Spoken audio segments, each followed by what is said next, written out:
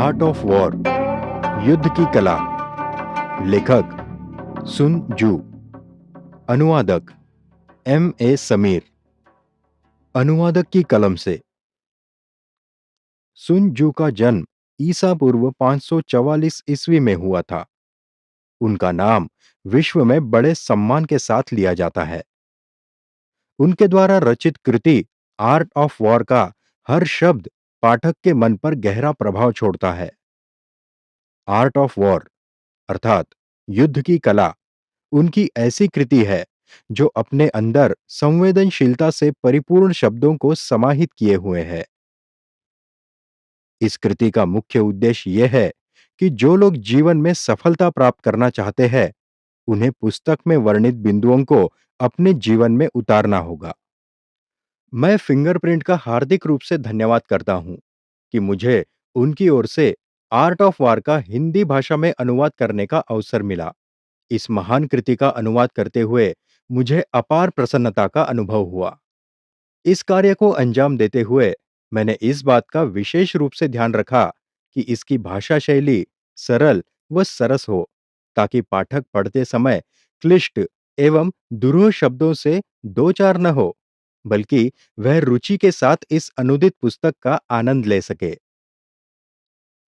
सुन जू एक संक्षिप्त परिचय। सुन जू पूर्वी एशिया के सबसे महत्वपूर्ण ऐतिहासिक लोगों में से एक है। वे एक सैन्य जनरल और रणनीतिकार थे जो प्राचीन चीन में रहते थे। पारंपरिक इतिहासकारों का मानना है कि उनका जीवन काल 544 से 496 ईस्वी सन पूर्व था। सुन जू का पैदाइशी नाम सुन वू था। यह एक प्रसिद्ध नाम है जिसका मतलब है मास्टर सुन। उन्हें अपनी कृति आर्ट ऑफ वॉर के लिए विश्व भर में जाना जाता है। यह एक कालातीत कृति है और पूर्वी साहित्य में अपनी एक महत्वपूर्ण पहचान रखती है। आर्ट ऑफ वॉर अर्थात युद्ध की कला युद्ध और सैन्य रणनीति पर लिखा गया एक महत्वपूर्ण ग्रंथ है और नेपोलियन, माओ Zedong, Fidel Castro, Joseph Stalin और जनरल डगलस मैकआर्थर ने इस महान ग्रंथ में उल्लिखित महत्वपूर्ण बिंदुओं को अनगिनत लड़ाइयों और संघर्षों में अपनी रणनीति का आधार बनाया है। चीनी सम्राटों और शासकों ने युद्ध की अवधि के दौरान इस ग्रंथ से मार्गदर्शन लिया है। सैन्य विज्ञान पर कोई अन्य पाठ इतना लोकप्रिय और व्यापक रूप से नहीं पढ़ा गया है जितना कि आर्ट ऑफ वॉर को पढ़ा गया है। सुन जू की इस उत्कृष्ट कृति के अनेक भाषाओं में अनुवाद हो चुके हैं और पिछली कुछ सदियों में इसकी लाखों प्रतियां बिक चुकी है। यह पुस्तक 13 अध्यायों में विभाजित और विभिन्न बिंदुओं में लिखी गई है। इसमें युद्ध के सभी पहलू समाहित हैं। सैन्य रणनीति में तैनाती के महत्व से लेकर गुप्तचरों के उपयोग तक और सैनिकों के उपचार से लेकर पराजित करने के तरीके तक। इसमें कूटनीति, अन्य राज्यों के साथ रिश्ते बनाए रखना और युद्ध में लड़ाई से बचने जैसे विषय भी समाहित है। इस प्राचीन ग्रंथ की शिक्षाएं आज भी प्रासंगिक बनी हुई है। 25 शताब्दियों से भी अधिक समय पहले इसे लिखा गया था, क्योंकि इसके निर्देश किसी भी क्षेत्र में लागू किए जा सकते हैं जहां प्रतिस्पर्धा सक्रिय और प्रचंड हो। उदाहरण के लिए, दुनिया भर के व्यापारिक नेताओं ने अपने प्रतिद्वंद्वियों से आगे निकलने के लिए सुन जू की रणनीतियों का उपयोग किया है। वास्तव में सुन जू के समर्पित अनुयायियों ने इस बारे में किताबें लिखी हैं कि आधुनिक पूंजीवादी बाजारों में लाभ पाने के लिए उनके सिद्धांतों को कैसे लागू किया जा सकता है। यह ग्रंथ न केवल विद्वानों, इतिहासकारों और प्राच्यवादियों के लिए महत्ता रखता है, बल्कि उन सभी के लिए यह ग्रंथ महत्वपूर्ण है जो एशिया और विशेष रूप से चीन के इतिहास और संस्कृति में रुचि रखते हैं। योजनाएं बनाना। 1. सुनजू ने कहा, किसी भी राज्य के लिए युद्ध की कला अत्यंत महत्वपूर्ण है। 2. ये जीवन और मृत्यु का मामला है, क्योंकि यह या तो सुरक्षा का मार्ग तैयार करता है या फिर बर्बादी। अतः यह विषय उस जांच पड़ताल का है जिसे किसी भी तरह से उपेक्षित नहीं किया जा सकता। 3. युद्ध की कला को 5 स्थायी कारकों द्वारा नियंत्रित किया जाना चाहिए, जिन्हें विचार विमर्श से ध्यान में रखा जाना चाहिए जब आप उन हालात को निर्धारित करना चाहते हो जिनका सामना युद्ध के मैदान में होता है। 4. वह स्थायी कारक 5 है। 1. नैतिक नियम। 2. स्वर्ग। 3. धरती। 4. सेना नायक। 5. प्रणाली एवं अनुशासन। 5 व 6 नैतिक नियम शासक एवं प्रजा के बीच संयोजन बनाए रखने में सहायक होते हैं। इसी कारण लोग किसी भी खतरे से बेखबर रहते हुए और अपने जीवन की परवाह किए बिना उसका अनुसरण करते हैं। 7. स्वर्ग, रात और दिन, सर्दी और गर्मी और काल एवं मौसमों का द्योतक है। 8. धरती में बड़ी एवं छोटी दूरियां, खतरा एवं सुरक्षा, खुले मैदान एवं संकरे रास्ते और जीवन एवं मृत्यु के अवसर सम्मिलित है। 9. सेना नायक ज्ञान, ईमानदारी, परोपकार, साहस और कठोरता जैसे गुणों को धारण किए दृढ़ता के साथ खड़ा रहता है। 10. प्रणाली एवं अनुशासन से तात्पर्य है कि अपने उपविभागों में सेना को संगठित करना, अधिकारियों को उनकी योग्यता के अनुसार उचित पदों पर नियुक्त करना, सड़कों का उचित रखरखाव रखना ताकि सेना तक सामग्री उचित समय पर पहुंचाई जा सके और सेना के खर्चों को नियंत्रित करना। 11.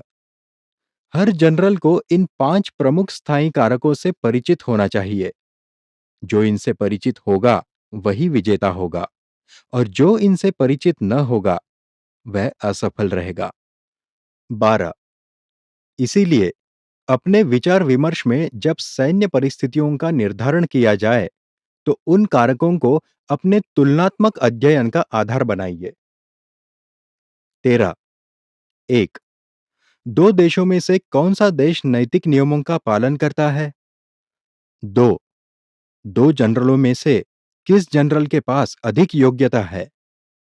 3. स्वर्ग और पृथ्वी से मिलने वाले लाभ किसके साथ है? 4. किसके पक्ष में अनुशासन बड़ी सख्ती एवं उचित रूप से लागू किया जाता है? 5. कौन सी सेना अधिक शक्तिशाली है? 6. किसके पास अधिकारी और सैनिक अधिक उच्च प्रशिक्षित है? 7. किस सेना में पुरस्कार और दंड देने पर अधिक स्थिरता है? 14. इन 7 विचारों के माध्यम से मैं जीत या हार का अनुमान लगा सकता हूं। 15. जो जनरल मेरी सलाह को मानेगा और उस पर अमल करेगा वह जीत जाएगा। ऐसे जनरल के हाथों में सेना का नियंत्रण दिया जाए। जो जनरल मेरी सलाह नहीं सुनता है और न ही उस पर अमल करता है उसे हार का सामना करना पड़ेगा और ऐसे जनरल को बिना किसी देरी के निष्कासित कर दिया जाना चाहिए। 16. मेरी बताई गई बातों का लाभ उठाएं। अपने आप को सामान्य नियमों के ऊपर और बाहर किसी भी सहायक परिस्थितियों के अलावा भी लाभ पहुंचाएं। 17. परिस्थितियों के अनुकूल होने के अनुसार किसी को एक योजना को संशोधित करना चाहिए। 18. सभी तरह की युद्ध सामग्री छल पर आधारित होती है। 19. इसीलिए जब हम हमला करने में सक्षम हो तो हमें असमर्थ दिखना चाहिए। अपनी शक्तियों का उपयोग करते समय हमें निष्क्रिय प्रतीत होना चाहिए। जब हम पास होते हैं तो हमें दुश्मन को विश्वास दिलाना चाहिए कि हम बहुत दूर हैं। जब हम दूर हो तो हमें विश्वास दिलाना चाहिए कि हम निकट हैं। 20. दुश्मन को लुभाने के लिए उसे लालच दे। दुश्मन के इलाके में अव्यवस्था फैलाएं और फिर मौका मिलते ही उसे कुचल डाले। 21. यदि वह सभी मोर्चों पर सुरक्षित है तो उसके लिए तैयार रहे। यदि वह अधिक शक्तिशाली है तो उससे बचें। 22. यदि आपका प्रतिद्वंद्वी क्रोधी स्वभाव का है तो उसे उत्तेजित करने का प्रयास ना करें। कमजोर होने का दिखावा करे ताकि वह घमंडी हो जाए।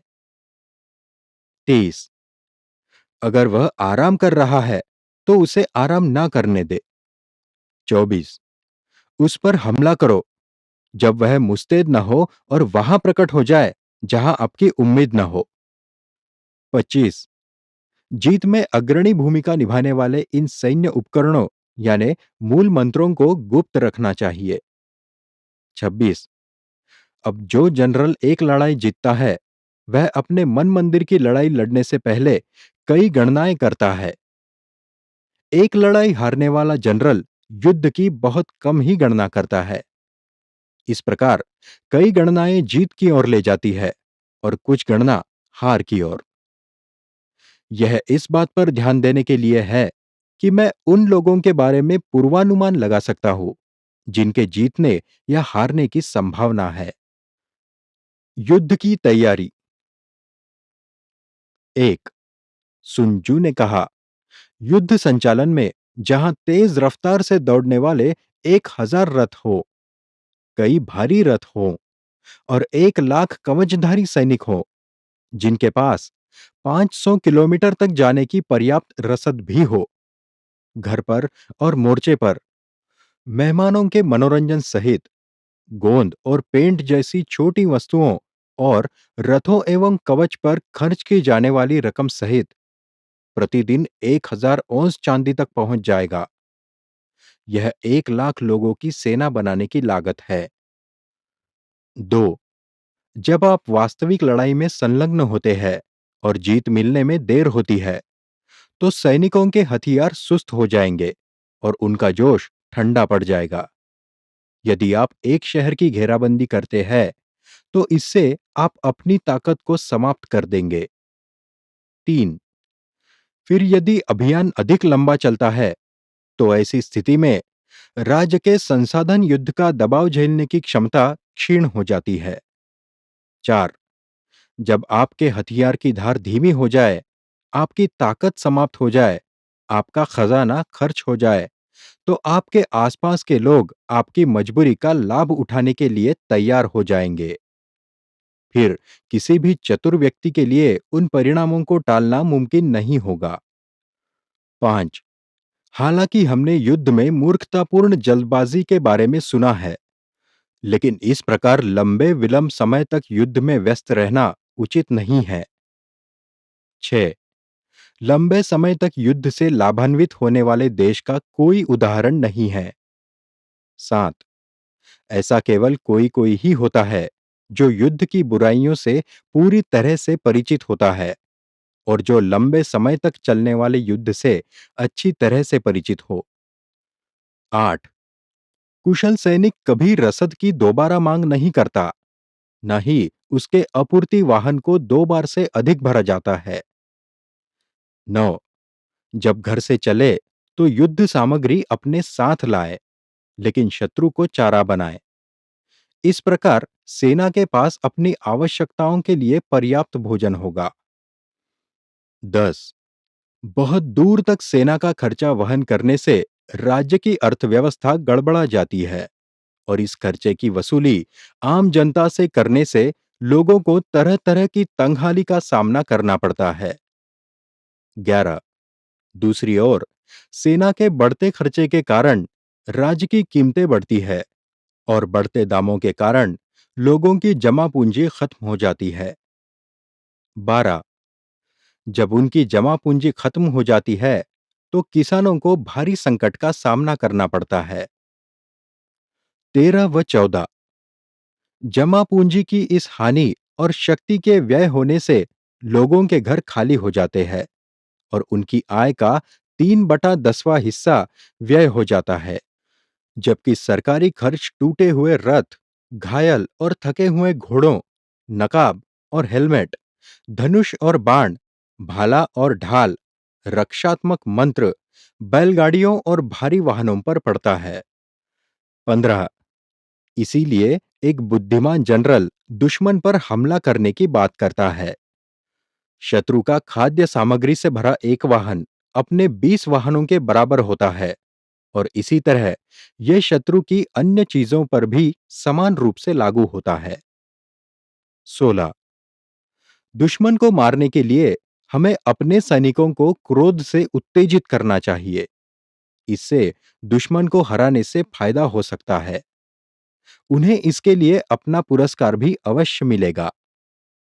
17 इसीलिए रथ की लड़ाई में जब 10 या अधिक रथ जीत लिए जाएं, तो उन लोगों को पुरस्कृत किया जाना चाहिए जिन्होंने इन पर पहले कब्जा किया हो। हमें अपने झंडे दुश्मन के रथों पर प्रतिस्थापित करने चाहिए और उनके रथों को अपने रथों के साथ मिलाकर उन्हें युद्ध में उपयोग में लाना चाहिए। पकड़े गए सैनिकों के साथ दयालु व्यवहार किया जाना चाहिए। 18 इसीलिए इसे दुश्मन पर जीत हासिल करके अपनी ताकत को बढ़ाना कहा जाता है। 19 युद्ध में तब उद्देश्य केवल जीत हासिल करना होता है, न कि लंबी मुहिम छेड़ना। 20 इस प्रकार यह ज्ञात होना चाहिए कि सेनाध्यक्ष लोगों के भाग्य का निर्णायक होता है। यही वह व्यक्ति है जिस पर यह निर्भर करता है कि देश में शांति रहेगी या विपत्ति। छलपूर्वक आक्रमण। 1 सुन जू ने कहा, दुश्मन के देश को पूरी तरह से अपने अधिकार में लेना व्यावहारिक युद्ध की कला का जितना अच्छा उदाहरण है, उतना अच्छा उस देश को चकनाचूर करना और उसे नष्ट करना नहीं है। इसीलिए दुश्मन की पूरी सेना, रेजिमेंट, टुकड़ी या किसी कंपनी को तबाह किए बिना पकड़ना उसे नष्ट करने की तुलना में ज्यादा बेहतर है। 2 इसीलिए अपनी सभी लड़ाइयों में लड़ना और जीतना सर्वोच्च उत्कृष्टता नहीं है। सर्वोच्च उत्कृष्टता तो वह है कि जब दुश्मन को बिना प्रतिरोध के तोड़ दिया जाए। 3 इस प्रकार श्रेष्ठ नेतृत्व है कि दुश्मन की योजनाओं को पूरी तरह समझना। दूसरी श्रेष्ठता दुश्मन को एकत्र होने से रोकना है। इस क्रम में अगली श्रेष्ठता युद्ध क्षेत्र में दुश्मन की सेना पर हमला करना है और सबसे खराब नीति दीवारों वाले शहरों की घेराबंदी करना है। 4 नियम यह है कि दीवार वाले शहरों को घेरना ठीक नहीं है। अगर इससे बचना मुमकिन हो तो बचा जाना चाहिए। इस काम के लिए सुरक्षात्मक ढाल बनाना, गतिमान शरण स्थलों और युद्ध के विभिन्न उपकरणों की तैयारी में पूरे 3 महीने लगेंगे और किले के बाहर दीवारों के सहारे टीले बनाने में 3 महीने और लगेंगे। 5 अपने आवेग को अनियंत्रित करने में असमर्थ जनरल जब अपने सैनिकों को आक्रमण करने का आदेश देगा, तो परिणाम स्वरूप उसकी 1/3 सेना मृत्यु के मुख में समा जाएगी, जबकि नगर अभी भी अधिकार क्षेत्र से बाहर ही रहेगा। इस तरह की घेराबंदी के विनाशकारी प्रभाव ही होते हैं। 6 इसीलिए कुशल नेता बिना किसी लड़ाई के ही दुश्मन के सैनिकों को अपने अधीन कर लेता है। वह उनके शहरों की घेराबंदी किए बिना उन्हें अपने अधिकार में ले लेता है। वह बिना कोई लंबी लड़ाई लड़े ही उनके साम्राज्य को उखाड़ फेंकता है। 7 अपनी सेना को क्षति से बचाने के साथ साथ वह साम्राज्य के विवाद का समापन करने में सफल रहेगा और इस प्रकार एक सैनिक तक को खोए बिना वह जीत का स्वाद चख लेता है। यह छलपूर्वक हमला करने की विधि है। 8 युद्ध का यही नियम है कि अगर दुश्मन के एक सैनिक की तुलना में हमारे सैनिक 10 है, तो उसे घेर लो। अगर एक की तुलना में 5 है, तो उस पर हमला कर दो। अगर संख्या में 2 गुना है, तो अपनी सेना को 2 भागों में विभाजित कर दो। 9 अगर बराबर है, तो युद्ध किया जा सकता है। अगर संख्या में थोड़े कम है, तो युद्ध को टाला जा सकता है। अगर हर तरह से बराबर नहीं है, तो उसकी पकड़ से दूर भाग जाना ही बेहतर है। 10 इसलिए थोड़ी सी सेना की सहायता से एक दुराग्रही लड़ाई लड़ी जा सकती है, लेकिन बाद में इसे एक बड़ी सेना द्वारा पकड़ लिया जाता है। 11 वैसे जनरल राज्य की ढाल होता है, अगर ढाल सभी मोर्चों पर मजबूत है, तो फिर राज्य भी मजबूत होगा। अगर ढाल कमजोर होगी, तो राज्य भी कमजोर होगा। 12 ऐसे 3 तरीके हैं जिनमें एक शासक अपनी सेना को दुर्भाग्य का शिकार बना सकता है। 13 सेना को आगे बढ़ने या पीछे हटने की आज्ञा देना, इस तथ्य को जाने बिना कि वह पालन नहीं कर पाएगी, इसे सेना को लंगड़ा कर चलना कहते हैं। 14 एक सेना को उसी तरह से संचालित करने का प्रयास करना जैसे एक राज्य को संचालित किया जाता है। यह सही नहीं है, क्योंकि एक सेना और राज्य की परिस्थितियां भिन्न होती है। इससे सैनिक का मन अशांत हो उठता है। 15 सेना के अधिकारियों की योग्यता की अनदेखी करके उन्हें अनुचित स्थानों पर नियुक्त करना, जिस कारण सैनिकों के आत्मविश्वास में कमी आ जाती है। 16 लेकिन जब सेना अशांत और अविश्वास का शिकार हो, तो दूसरे सामंती राजकुमारों से मुसीबत का आना तय है। इससे सेना में अराजकता आती है और जीत भी हाथ से लगभग निकल ही जाती है।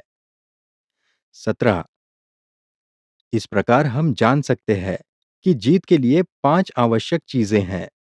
1 वही जीतेगा जो ये जानता है कि कब लड़ना है और कब नहीं लड़ना है। 2 वही जीतेगा जो ये जानता है कि कैसे श्रेष्ठ और निकृष्ट सेनाओं को नियंत्रित करना है। 3 वह जीतेगा जिसकी सेना अपने सभी पदों पर समान भावना से चालित है। 4 वह जीतेगा जो खुद को तैयार करता है और दुश्मन की लापरवाही का इंतजार करता है। 5 वह जीतेगा जिसके पास सैन्य क्षमता है और जिसके निर्णय में शासन का हस्तक्षेप नहीं होता है। 18 इस प्रकार यह कहना कि यदि आप दुश्मन को जानते हैं और खुद को जानते हैं, तो आपको सैकड़ों लड़ाइयों के परिणाम से डरने की जरूरत नहीं है। यदि आप स्वयं को जानते हैं लेकिन शत्रु को नहीं, तो प्राप्त हर जीत के लिए आपको हार का भी सामना करना पड़ेगा। यदि आप न तो दुश्मन को और न ही खुद को जानते हैं, तो आपको हर लड़ाई में हार का सामना करना पड़ेगा। कुशल प्रबंधन। 1 सुनजू के अनुसार अच्छे सैनिक पहले खुद को हार की संभावना से परे रखते हैं और फिर दुश्मन को हराने के अवसर की प्रतीक्षा करते हैं। 2 हार के खिलाफ खुद को सुरक्षित करना हमारे अपने हाथों में है, लेकिन दुश्मन को हराने का अवसर खुद दुश्मन द्वारा प्रदान किया जाता है। 3 इस प्रकार अच्छा सेनानी हार के खिलाफ खुद को सुरक्षित करने में सक्षम होता है, लेकिन दुश्मन को हराने के लिए कुछ निश्चित नहीं कर सकता। 4 इसलिए कहावत है, उसे पता होना चाहिए कि बिना युद्ध किए कैसे जीत हासिल की जाए। 5 हार के खिलाफ सुरक्षा का मतलब रक्षात्मक रणनीति है। दुश्मन को हराने की क्षमता का मतलब आक्रामक होना है। 6 रक्षात्मक होना अपर्याप्त शक्ति को इंगित करता है, जबकि आक्रामक होना शक्ति का प्रदर्शन है। 7 जो जनरल जो रक्षात्मक मुद्रा में कुशल होता है, वह पृथ्वी के सबसे गुप्त स्थान में छिप जाता है। वह जो हमला करने में कुशल है, वह स्वर्ग की बहुत ऊंचाइयों से बड़ी तेजी से आगे आता है। इस प्रकार एक ओर हम अपनी रक्षा करने की क्षमता रखते हैं, तो दूसरी ओर एक जीत जो कि सुनिश्चित है। 8 जीत को केवल तभी देखना जब वह आसान और पहुंच के अंदर हो। ये पराकाष्ठा नहीं है। 9 यदि आप लड़ते हैं और जीत जाते हैं, तो न तो यह पराकाष्ठा है और न पूरा साम्राज्य कहता है, बहुत बढ़िया। 10 पतझड़ के मौसम में किसी गिरी हुई टहनी को उठा लेना कोई बड़ी ताकत का संकेत नहीं है।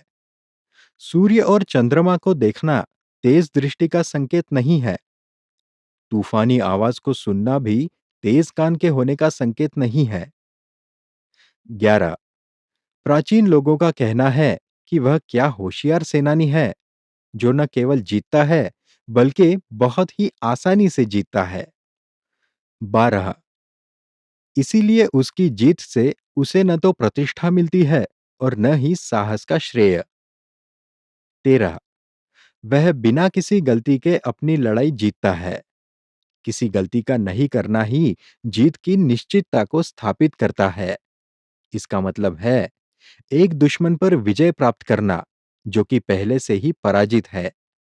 14 इस प्रकार कुशल सेनानी खुद को एक ऐसी स्थिति में रखता है जो हार को असंभव बना देता है और दुश्मन को हराने के लिए वह किसी भी पल को नहीं गंवाता है। 15 इस प्रकार यह कि युद्ध में विजयी रणनीतिकार जीत हासिल करने के बाद ही लड़ाई चाहता है, जबकि वह जिसकी किस्मत में हार है वह पहले लड़ता है और बाद में जीत के लिए देखता है। 16 उत्कृष्ट नेता नैतिक कानून को विकसित करता है और बड़ी कठोरता से विधि और अनुशासन का पालन करता है। इस प्रकार सफलता को नियंत्रित करना उसकी शक्ति में है। 17 सैन्य पद्धति के संबंध में हमारे पास सबसे पहले है मापन, दूसरा मात्रा का अनुमान, तीसरा गणना, चौथा अवसर का संतुलन, पांचवा विजय। 18 मापन ऋणी होता है पृथ्वी के अस्तित्व का, मापन के लिए मात्रा के अनुमान का, गणना मात्रा के अनुमान की, गणना के अवसरों का संतुलन और अवसरों के संतुलन की जीत।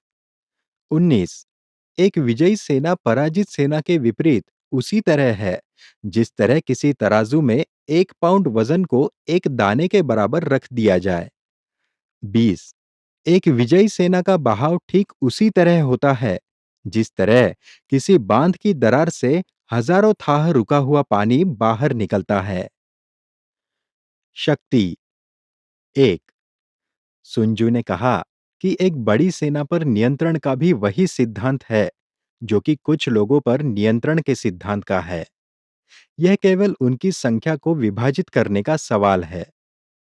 2 आपकी आज्ञा के तहत एक बड़ी सेना के साथ लड़ना एक छोटी सेना से लड़ने से अलग है। यह केवल चिन्हों और संकेतों को स्थापित करने का सवाल है। 3 यह सुनिश्चित करने के लिए कि आपका पूरा मेजबान दुश्मन के हमले का खामियाजा भुगत सकता है और दुखी रहेगा, यह युद्धाभ्यास प्रत्यक्ष और अप्रत्यक्ष रूप से प्रभावित होता है। 4 आपकी सेना की टक्कर ऐसी होनी चाहिए जैसे कि अंडे की पत्थर से। यह कमजोर और मजबूत बिंदुओं के विज्ञान द्वारा प्रभावित होता है। 5 सभी लड़ाई में प्रत्यक्ष पद्धति का उपयोग लड़ाई में शामिल होने के लिए किया जा सकता है, लेकिन जीत हासिल करने के लिए अप्रत्यक्ष तरीकों की आवश्यकता होगी। 6 कुशलता से लागू की गई अप्रत्यक्ष रणनीतियां स्वर्ग और पृथ्वी की तरह अटूट है, कभी न खत्म होने वाली नदियों और धाराओं के प्रवाह की तरह, सूर्य और चंद्रमा की तरह। वे समाप्त होती हैं लेकिन नए सिरे से शुरुआत करती है। 4 ऋतुओं की तरह वे एक बार फिर लौटने के लिए गुजर जाती है। 7 5 से अधिक संगीत स्वर नहीं है, फिर भी इन पांचों के संयोजन से अधिक धुनों को जन्म दिया जा सकता है जिन्हें कभी भी सुना जा सकता है। 8 5 से अधिक प्राथमिक रंग नीला, पीला, लाल, सफेद और काला नहीं है, फिर भी संयोजन में वे पहले से कहीं अधिक रंग पैदा करते हैं जिन्हें कभी भी देखा जा सकता है। 9 5 से अधिक कार्डिनल स्वाद खट्टा, तीखा, नमकीन, मीठा, कड़वा नहीं होते हैं, फिर भी उनके संयोजन से अधिकाधिक स्वाद पैदा होता है जिनका स्वाद कभी भी लिया जा सकता है। 10 लड़ाई में हमले के 2 से अधिक तरीके नहीं हैं, प्रत्यक्ष और अप्रत्यक्ष, फिर भी ये दोनों संयोजन युद्धाभ्यास की एक अंतहीन श्रृंखला को जन्म देते हैं। 11 प्रत्यक्ष और अप्रत्यक्ष रूप से बारी बारी से एक दूसरे का नेतृत्व करते हैं। ये एक सर्कल में जाने जैसा है। आप कभी भी समाप्ति के निकट नहीं पहुंचते हैं। कौन उनके संयोजन की संभावना को समाप्त कर सकता है? 12। सैनिकों की शुरुआत एक तूफानी प्रवाह की तरह होती है, जो अपने मार्ग में आने वाले पत्थरों को भी हिला देता है। 13। निर्णय की गुणवत्ता एक बाज की समायोजित निर्णय की तरह होती है, जो इसे अपने शिकार पर हमला करने और नष्ट करने में सक्षम बनाती है। 14। इसलिए अच्छा सेनानी अपनी शुरुआत में भयानक होता है और अपने निर्णय में शीघ्रता करता है। 15। ऊर्जा की तुलना धनुष के मुड़ने की क्रिया से की जा सकती है, लेकिन निर्णय तो तीर के छोड़ने पर ही होगा। 16। उथल पुथल और लड़ाई झगड़े के बीच में अव्यवस्था उत्पन्न हो सकती है, फिर भी यह कोई वास्तविक अव्यवस्था नहीं है। भ्रम और अराजकता के बीच आप बिना किसी चितपट के सुव्यवस्थित बने रहे, फिर भी यह हार के खिलाफ सबूत होगा। 17। नकली विकार पूर्ण अनुशासन का अनुकरण करता है। नकली डर साहस का अनुकरण करता है। नकली कमजोरी ताकत को बढ़ावा देती है। 18। अव्यवस्थित लबादे के अंतर्गत गोपनीय व्यवस्था केवल उपखंड का सवाल है। सामयिकता के एक प्रदर्शन के तहत साहस को छिपाना अव्यक्त ऊर्जा का एक कोष निर्धारित करता है। मुखौटा ओढ़े हुए कमजोरी युक्तिपूर्ण प्रबंधन से प्रभावित होती है। 19। इस प्रकार जो दुश्मन को गतिमान बनाए रखने में निपुण है, वह कपटी दिखावे को बनाए रखता है, जिसके अनुसार दुश्मन प्रतिक्रिया करता है। वह कुछ चीजों का परित्याग करता है जिन्हें दुश्मन छीने। 20। चारा डालकर वह उसे कूच कराता है, फिर चुने हुए आदमियों के साथ वह उस पर घात लगाता है। 21। चालाक योद्धा संयुक्त ऊर्जा के प्रभाव को देखता है और उसे व्यक्ति विशेष की कोई बहुत अधिक आवश्यकता नहीं होती है। इसीलिए उसकी योग्यता सही लोगों को चुनना और संयुक्त ऊर्जा का उपयोग करना है। 22। जब वह संयुक्त ऊर्जा का उपयोग करता है, तो उसके सैनिक ऐसे बन जाते हैं जैसे कि लट्ठे या पत्थर, क्योंकि लट्ठे या पत्थर की प्रकृति यह होती है कि वह समतल मैदान पर और ढलान पर गतिहीन होता है। अगर चौकोर है तो कहीं भी रुक जाता है, और अगर बेलनाकार है तो वह लुढ़कता रहता है। 23। इस प्रकार अच्छे योद्धाओं द्वारा पैदा की गई ऊर्जा उस गोल पत्थर की गति के समान है, जो हजारों फीट ऊंचाई से एक पहाड़ से नीचे गिरने के दौरान पैदा होती है। ऊर्जा के विषय में इतना कहना पर्याप्त है। कमजोर एवं मजबूत बिंदु। 1। सुन ने कहा, जो भी पहले मैदान में होगा और दुश्मन के आने का इंतजार करेगा, वह लड़ाई के लिए तरोताजा होगा। जो भी मैदान में बाद में आएगा और जल्दबाजी करेगा, तो वह लड़ाई में थका थका सा रहेगा। 2। इसीलिए चालाक योद्धा अपनी इच्छा शत्रु पर थोपता है, लेकिन शत्रु की इच्छा को अपने ऊपर थोपने की अनुमति नहीं देता है। 3। दुश्मन पर बढ़त लेकर वह दुश्मन को अपने अनुसार दृष्टिकोण का कारण देता है, या नुकसान पहुंचाकर वह दुश्मन के लिए असंभव कर देता है कि दुश्मन उसके निकट पहुंच सके। 4। अगर दुश्मन उसे हल्के में ले रहा है, तो वह उसे परेशान कर सकता है। अगर उसे भोजन की अच्छी तरह से आपूर्ति की जाती है, तो वह उसे भूखा मार सकता है। अगर चुपचाप उसे घेर लिया जाए, तो वह उसे हिलने के लिए मजबूर कर सकता है। 5। वह उन बिंदुओं पर प्रकट होता है जिन पर दुश्मन प्रतिरोध करने से बचता है। उन जगहों पर तेजी से मार्च करता है जहां आपको उम्मीद नहीं होती। 6। एक सेना बिना किसी तनाव के बड़ी दूरी तय कर सकती है अगर वह देश में मार्च करती है जहां दुश्मन नहीं है। 7। आप अपने हमलों में सफल होना सुनिश्चित कर सकते हैं यदि आप केवल उन जगहों पर हमला करते हैं जो अनारक्षित है। आप अपने बचाव की सुरक्षा केवल उन स्थितियों में सुनिश्चित कर सकते हैं जिनमें हमला नहीं किया जा सकता है। 8। इसीलिए वही जनरल हमले में निपुण है जिसका विरोधी नहीं जानता कि किसका बचाव करना है, और वही रक्षा में निपुण है जिसका विरोधी नहीं जानता कि उसे किस पर हमला करना है। 9। हे विलक्षणता और गोपनीयता की दिव्य कला, तुम्हारे माध्यम से हम अदृश्य होना सीखते हैं, तुम्हारे द्वारा ही अश्रव्य होना, और इसीलिए हम अपने हाथों में दुश्मन के भाग्य को पकड़ सकते हैं। 10। यदि आप दुश्मन के कमजोर बिंदुओं को जानते हैं, तो आप बढ़त बनाते हुए बिल्कुल अप्रतिरोध्य हो सकते हैं। यदि आपकी चाल दुश्मन की तुलना में अधिक तेज है, तो आप रिटायर हो सकते हैं और सुरक्षित रह सकते हैं। 11।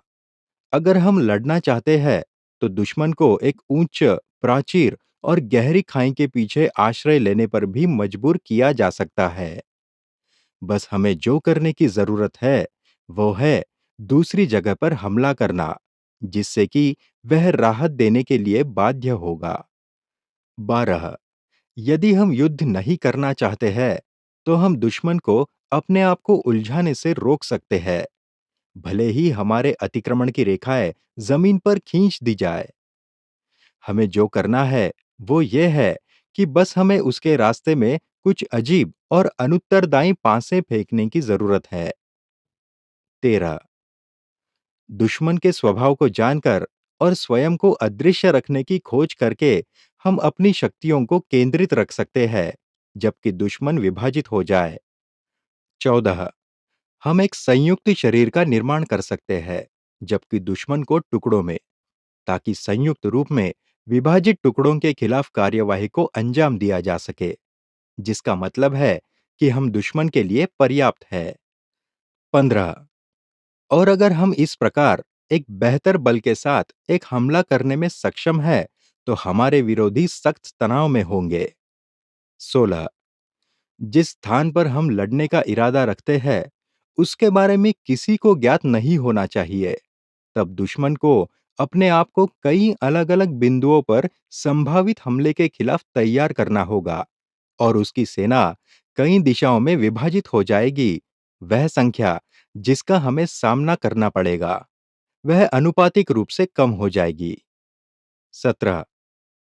जब दुश्मन अपने अग्रभाग को मजबूत करेगा, तो वह अपने पिछले भाग को कमजोर करेगा। जब वह अपने पिछले भाग को मजबूत करेगा, तो इससे उसका अग्रभाग कमजोर हो जाएगा।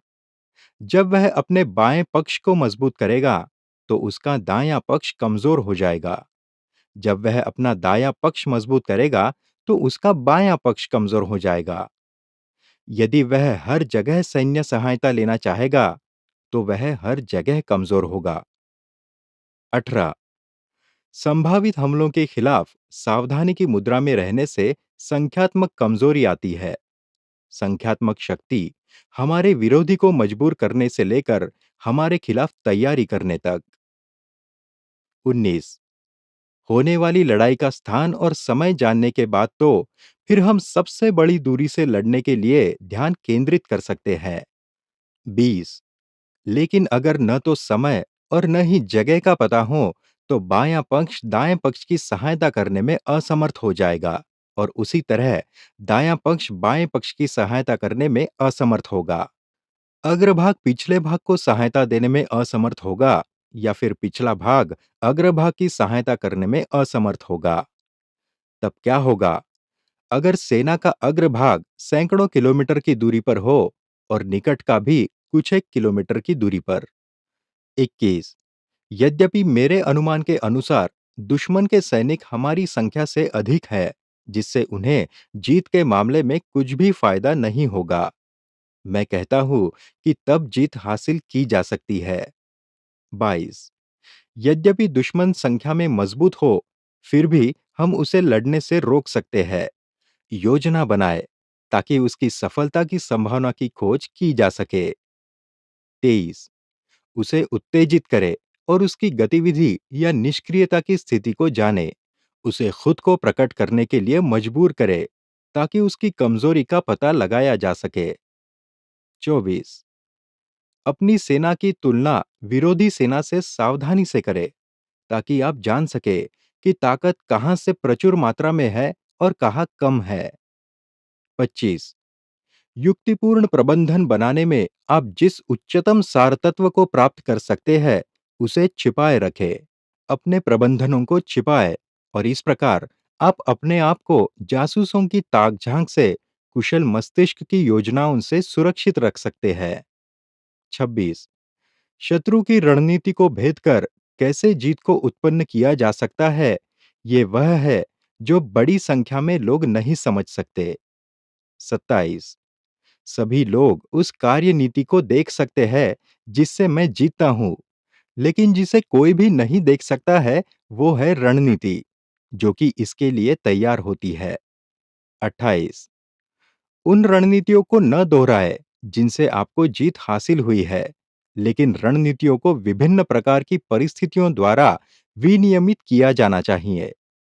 29। सैन्य रणनीतियां पानी की तरह होती है। पानी अपने प्राकृतिक लक्षण के अनुसार उच्च स्थान से नीचे की ओर बहता है। 30। इसी तरह युद्ध में जो मजबूत है उससे बचो, और जो कमजोर है उस पर वार करो। 31। पानी अपने आकार को उस जमीन की प्रकृति के अनुसार बदलता रहता है जिस पर वह बहता है। सैनिक अपने उस शत्रु के संबंध में अपनी विजय प्राप्त करता है जिसका वह सामना कर रहा है। 32। इसीलिए जैसे पानी का कोई निश्चित आकार नहीं होता है, वैसे ही युद्ध में भी कोई निश्चित स्थिति नहीं होती है। 33। वह जो अपने प्रतिद्वंद्वी के संबंध में अपनी रणनीति को संशोधित करता है और जिससे जीतने में सफल होता है, उसे दिव्य नायक कहा जा सकता है। 34। पांच तत्व जल, अग्नि, लकड़ी, धातु, पृथ्वी हमेशा समान रूप से प्रबल नहीं होते हैं। चार ऋतुएं बारी बारी से एक दूसरे के लिए रास्ता बनाती है। दिन छोटे और लंबे होते हैं। चंद्रमा का भी घटना और बढ़ना होता रहता है। युक्तिपूर्ण युद्ध। एक, सुनजू ने कहा, युद्ध में सेनापति अपनी शक्ति राज्य से प्राप्त करता है। 2, सेना को एकत्र करके और उस सेना पर केंद्रित होकर उसे अपना शिविर छोड़ने से पहले अलग अलग तत्वों में सामंजस्य करना चाहिए। 3, उसके बाद युक्तिपूर्ण युद्ध आता है, जिससे अधिक कठिन कुछ भी नहीं है। युक्तिपूर्ण युद्ध की कठिनाई में कुटिल को प्रत्यक्ष में बदल दिया जाता है और दुर्भाग्य को लाभ में। 4, इस प्रकार एक लंबा और घुमावदार रास्ता लेना, फिर दुश्मन को रास्ते से भटकाना और फिर उसका पीछा करना, फिर दुश्मन से पहले लक्ष्य तक पहुंचना, यह सब विचलन की कलात्मकता को दिखाता है। 5, सेना के साथ युद्धाभ्यास करना लाभप्रद है, जबकि एक अनुशासनहीन सेना के साथ सबसे खतरनाक। 6, यदि आप पूरी तरह से सुसज्जित सेना के साथ मार्च करते हैं, तो संभावना है कि आपको वहां पहुंचने में बहुत देर हो जाए। दूसरी ओर, आधे अधूरे सैन्य दल को भेजने पर संभावना है कि उनका भंडार और सामान पीछे छूट जाए। 7, इस प्रकार यदि आप अपने आदमियों को सज धज कर चलने का आदेश देते हैं और दिन या रात बिना रुके क्षमता से अधिक दोगुना दूरी, और तो और सैकड़ों किलोमीटर की बढ़त लेने के लिए मार्च करते हैं, तो आपके सभी तीनों विभागों के नायक दुश्मन के हाथों में चले जाएंगे। 8, जितने मजबूत आदमी होंगे वे सबसे आगे होंगे और थके हुए पीछे रह जाएंगे, और इस योजना के अनुसार आपकी सेना का 10वां हिस्सा ही मंजिल तक पहुंच पाएगा। 9, यदि आप दुश्मन पर बढ़त पाने के लिए 50 किलोमीटर मार्च करते हैं, तो आप अपने पहले हिस्से के नायक को खो देंगे और केवल आधी सेना ही लक्ष्य तक पहुंच पाएगी। 10, यदि आप समान उद्देश्य के साथ 30 किलोमीटर मार्च करते हैं, तो आपकी सेना का 2/3 हिस्सा ही लक्ष्य तक पहुंच पाएगा। 11, हम इसे ऐसे समझ सकते हैं कि सेना अपने सैन्य सज्जा के अभाव में हार जाएगी, खाद्य सामग्री के अभाव में हार जाएगी, बिना रसद आपूर्ति के अभाव में हार जाएगी। 12 जब तक हम अपने साथियों के व्यवहार से परिचित नहीं होंगे, तब तक हम गठबंधन में प्रवेश नहीं कर सकते। 13 हम तब तक सेना का नेतृत्व करने के लिए उपयुक्त नहीं होंगे, जब तक कि हम उस देश के पहाड़ों और जंगलों, उसके नुकसान और अवक्षेप, उसके दलदल से परिचित नहीं हो जाते। 14 जब तक हम स्थानीय पथ प्रदर्शक का उपयोग नहीं करेंगे, तब तक हम अपने खाते में स्वाभाविक लाभ नहीं ला पाएंगे। 15 युद्ध में आप अपनी वास्तविक भावनाओं को छिपाए और तब आप सफल होंगे। 16 अपनी सेना को एकजुट करके रखे या विभाजित करके, ये परिस्थितियों पर निर्भर करता है। 17 आपकी तेजी हवा की मानिंद होनी चाहिए और गठन जंगल की तरह। 18 छापेमारी और लूट में आग की तरह होना पहाड़ की अचलता तरह है। 19 अपनी योजनाओं को गुप्त और रात्रि में अभेद्य बनाए और जब आप चले तो वज्रपात सा हो। 20 जब आप एक ग्रामीण इलाकों को लूटते हैं, तो लूट को अपने लोगों में विभाजित करें। जब आप नए क्षेत्र पर कब्जा करें, तो सैनिकों के लाभ के लिए उसे उनमें आवंटित करें। 21 आप एक चाल चलने से पहले चिंतन मनन करें। 22 उसे ही जीत मिलेगी जिसने लीक से हटकर चलने की कला सीख ली। यही है युक्तिपूर्ण युद्ध की कला। 23 सैन्य प्रबंधन की किताब कहती है, लड़ाई के क्षेत्र में कहे गए शब्द बहुत दूर तक नहीं जाते हैं। इसीलिए गोंग और ड्रम की जरूरत होती है और न ही साधारण वस्तुओं को पर्याप्त रूप से देखा जा सकता है। इसीलिए बैनर और झंडों की जरूरत होती है। 24 गोंग और ड्रम, बैनर और झंडे ऐसे साधन है जिनके द्वारा मेजबान के कान और आंखें एक विशेष बिंदु पर केंद्रित हो सकती है। 25 मेजबान इस प्रकार एक एकल शरीर बनाता है कि जिसमें यह असंभव होता है कि बहादुर अकेले आगे बढ़े या कायर अकेले पीछे हटे। यह पुरुषों के बड़े जनसमूहों को संभालने की एक कला है। 26 रात की लड़ाई में फिर सिग्नल फायर और ड्रम का अधिक उपयोग करें और दिन के समय झंडे और बैनर का प्रयोग अपनी सेना को निर्देशित करने के लिए करें। 27 एक पूरी सेना का अपनी अंतरात्मा से जोश कम हो सकता है। एक कमांडर इन चीफ को थकान हो सकती है। 28 सैनिक का उत्साह सुबह के समय चरम पर होता है।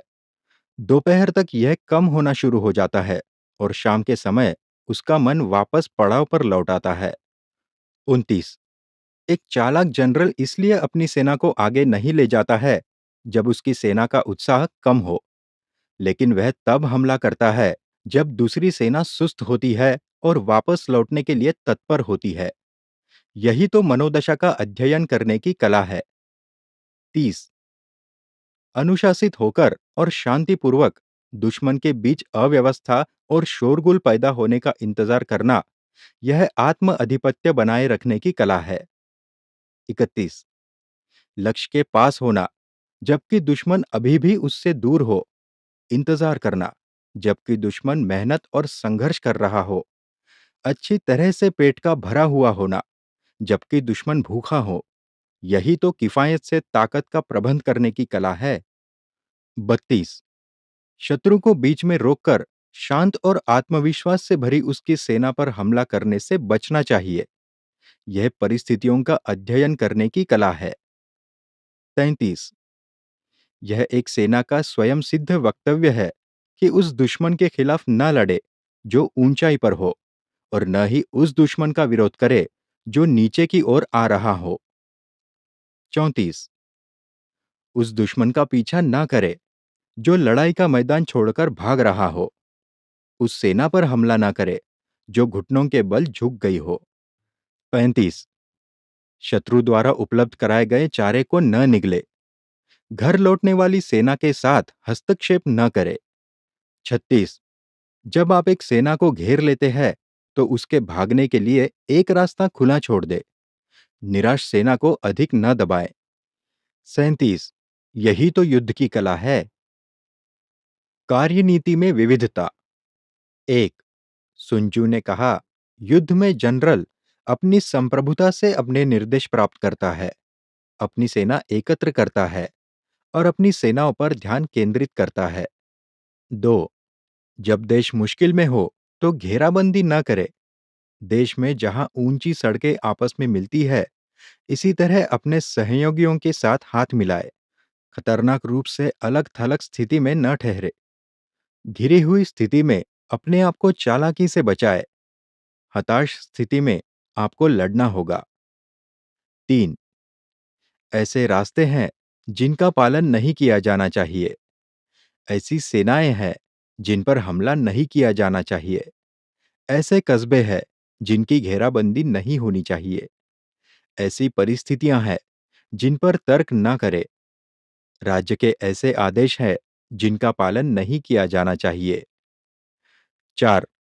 वह जनरल जो रणनीति के बदलाव के साथ होने वाले फायदों को अच्छी तरह से समझता है कि अपनी सैनिकों को कैसे नियंत्रित करना है।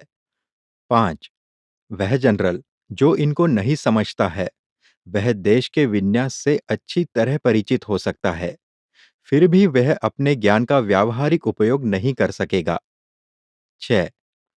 इसीलिए युद्ध के छात्र जो युद्ध की कला में अपनी योजनाओं को बदलने में अव्यावहारिक है, भले ही वह 5 फायदों से परिचित हों, वे अपने आदमियों का सबसे अच्छा उपयोग करने में विफल रहेंगे। 7.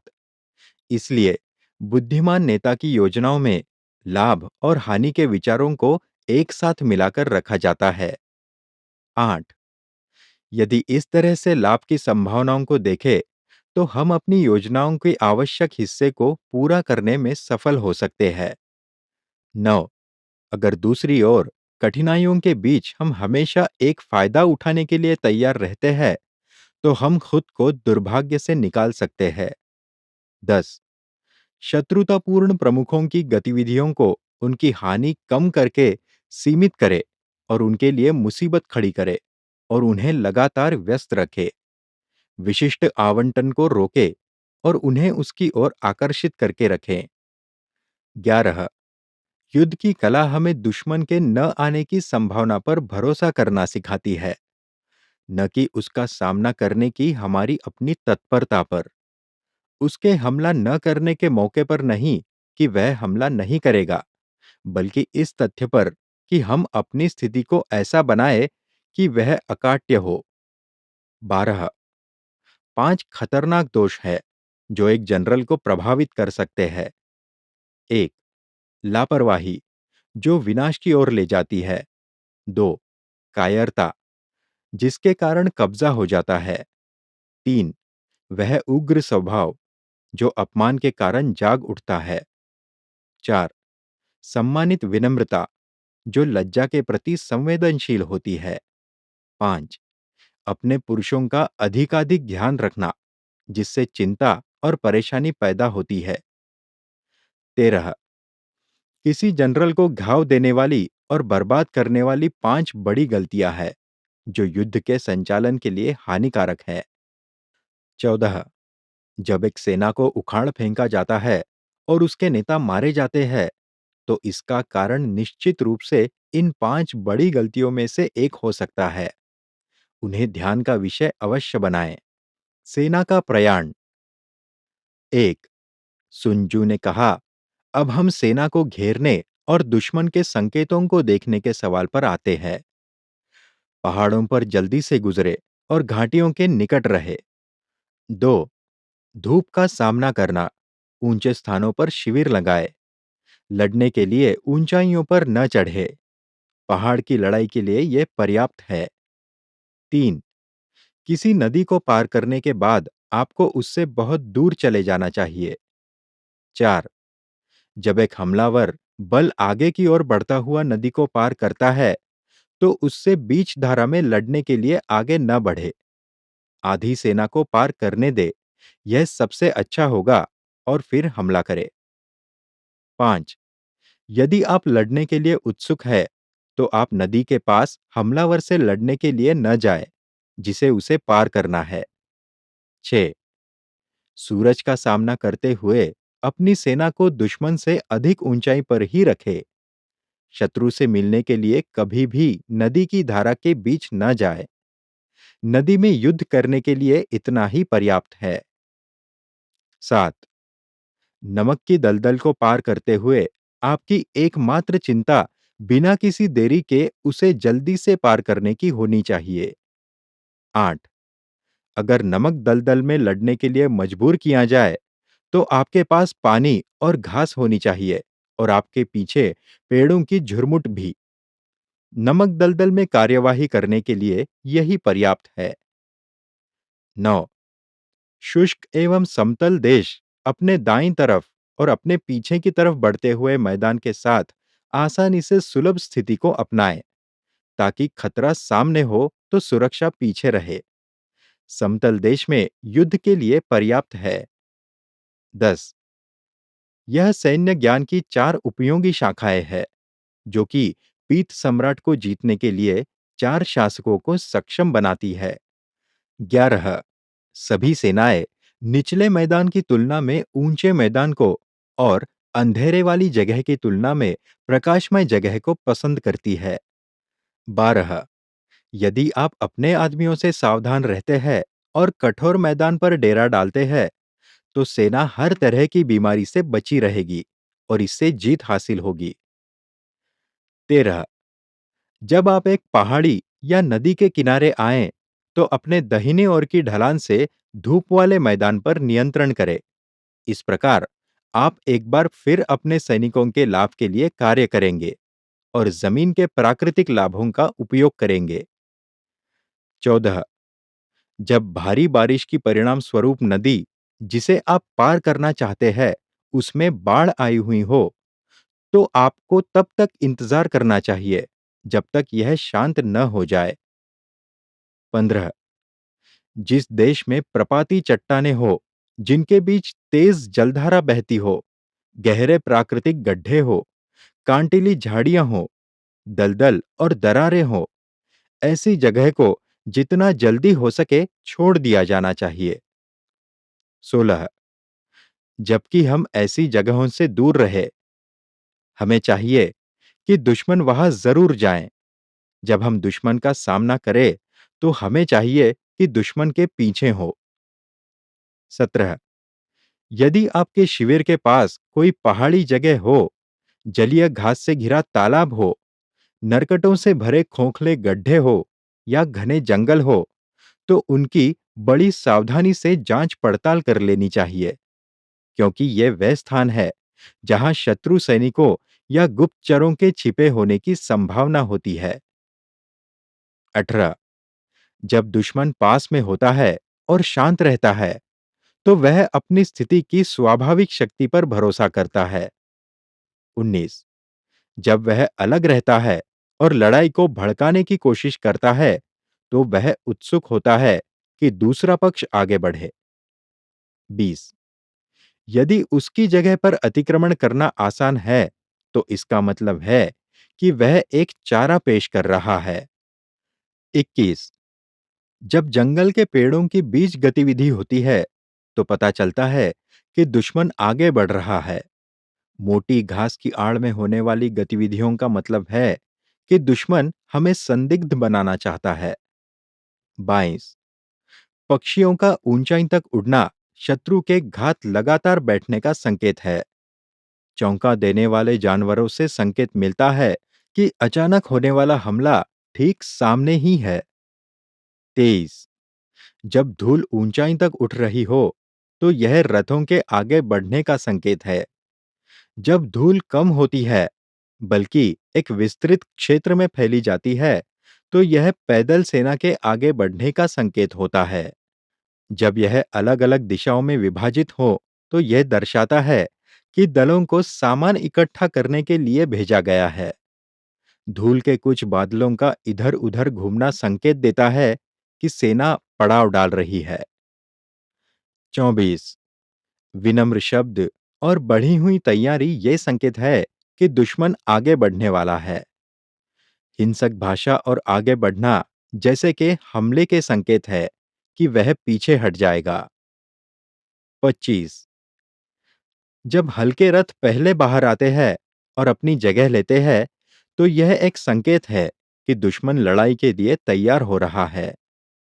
26 शांति प्रस्ताव से बिना किसी शपथ के एक कुचक्र का संकेत मिलता है।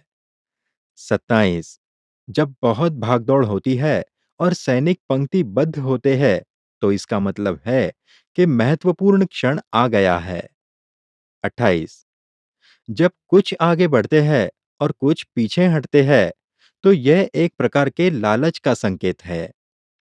29 जब सैनिक अपने भालों पर झुककर खड़े होते हैं, तो वे भोजन की इच्छा से बेहोश हो जाते हैं। 30 अगर वे जिन्हें पानी लेने के लिए भेजा जाता है, वे खुद पीने लगे, तो ये इस बात का संकेत है कि सेना प्यास से पीड़ित है। 31 यदि दुश्मन को फायदा होता है और उसे सुरक्षित करने के लिए कोई प्रयास नहीं करता है, तो समझो सैनिक थके हुए हैं। 32 यदि पक्षी किसी भी स्थान पर इकट्ठा होते हैं, तो इसका मतलब है कि वह जगह कब्जे में नहीं है। रात में कोलाहल का होना अधीरता का संकेत है। 33 अगर पड़ाव में गड़बड़ी है, तो जनरल की पकड़ कमजोर है। अगर बैनर और झंडे बदले हुए हों, तो राजद्रोह की बात सामने आती है। अगर अधिकारी नाराज है, तो इसका मतलब है कि सैनिक थके हुए हैं। 34 जब कोई सेना अपने घोड़ों को अनाज खिलाती है और भोजन के लिए अपने मवेशियों को मारती है, और जब सैनिक आग पर खाना पकाने के बर्तन नहीं रखते हैं, तो ये दर्शाता है कि वे अपने शिविरों में नहीं लौटेंगे। इसका सीधा सा मतलब है कि वे लड़ने के लिए दृढ़ है। 35 यह दृश्य कि सैनिक समूहबद्ध हो, एक साथ फुसफुसाते हुए या दबे हुए स्वर में बोलते हैं, तो यह सैन्य पद और क्रम की असंतुष्टि का संकेत है। 36 बहुत बार पुरस्कार यह दर्शाता है कि दुश्मन अपने संसाधनों को समाप्त करने के निकट है। बहुत अधिक तनाव में अधिकाधिक सजा का दिया जाना धोखेबाजी को प्रकट करता है। 37 पहले तो डींगे मारने वाले बनना, फिर दुश्मन की संख्या देखकर पैर पीछे खींचना बुद्धिमत्ता की सर्वोच्च कमी को दर्शाता है। 38 जब दूतों को शुभकामनाओं के साथ भेजा जाता है, तो ये एक संकेत है कि दुश्मन कुछ समय के लिए समझौता चाहता है। 39 अगर दुश्मन की टुकड़ी गुस्से में आगे बढ़ती है और लंबे समय तक लड़ाई में शामिल हो, या खुद को फिर से उतारे बिना लंबे समय तक हमारा सामना कर रही है, तो ये ऐसी स्थिति है जो बहुत सतर्कता और चौकसी की मांग करती है। 40 अगर हमारी सेना दुश्मन से अधिक नहीं है, लेकिन पर्याप्त संख्या में है, इसका केवल ये अर्थ है कि कोई भी सीधा हमला नहीं किया जा सकता है। हम जो कुछ कर सकते हैं, वो ये है कि हम अपनी सारी उपलब्ध शक्ति को केंद्रित करें, दुश्मन पर कड़ी नजर रखें और सुदृढ़ीकरण प्राप्त करें। 41 वह जो बड़ी सावधानी से योजना बनाने का अभ्यास नहीं करता है, बल्कि अपने विरोधियों को हल्के में लेता है, वह निश्चित रूप से शत्रु द्वारा पकड़ लिया जाता है। 42 अगर सैनिकों को आपके साथ जुड़ने से पहले दंडित किया जाए, तो वे विनम्र साबित नहीं होंगे, और जब तक विनम्र नहीं हो, तब तक वे किसी योग्य नहीं है। अगर सैनिक आपके साथ जुड़ जाएं और उन्हें दंड नहीं दिया जाए, तो फिर भी वे बेकार हो जाते हैं। 43 इसीलिए सैनिकों के साथ पहली बार मुलाकात में मानवीय व्यवहार किया जाना चाहिए, लेकिन उन्हें कड़े अनुशासन के द्वारा नियंत्रण में रखा जाना चाहिए। ये जीत की एक निश्चित राह है। 44 अगर प्रशिक्षण में सैनिकों के आदेश आदतन लागू होते हैं, तो सेना अच्छी तरह से अनुशासित होगी। अगर नहीं, तो फिर अनुशासन खराब होगा। 45 अगर एक जनरल अपने सैनिकों पर विश्वास दिखाता है, लेकिन हमेशा अपने आदेशों का पालन करने पर जोर देता है, तो लाभ पारस्परिक रूप से प्राप्त होगा। भूखंड 1 सुन जू ने कहा, हम समझने के उद्देश्य से छह प्रकार के क्षेत्रों को भेद सकते हैं। एक, सुलभ मैदान। दो, उलझाने वाला मैदान। तीन, अवसरवादी मैदान। चार, संकरे मार्ग। पांच, प्रपाती ऊंचाई। छह, दुश्मन की पहुंच से बहुत दूर तैनातियां। दो, वह मैदान जो दोनों पक्षों द्वारा स्वतंत्र रूप से पार किए जा सके, उसे ही सुलभ मैदान कहा जाता है। तीन, इस प्रकार के मैदानों की प्रकृति देखते हुए वहां पहुंचकर शत्रु से पहले ऊंचे और धूप वाले स्थानों पर अधिकार कर ले और बड़े सावधानी से अपनी रसद आपूर्ति पर ध्यान रखे। तब आप बढ़त के साथ लड़ाई लड़ सकेंगे। चार, मैदान जिसका परित्याग किया जा सकता है, लेकिन इस पर फिर से कब्जा करना कठिन है और इसी को जाल में फंसाना कहा जाता है। पांच, इस तरह की स्थिति में अगर दुश्मन तैयार नहीं है, तो आप आगे बढ़कर उसे हरा सकते हैं।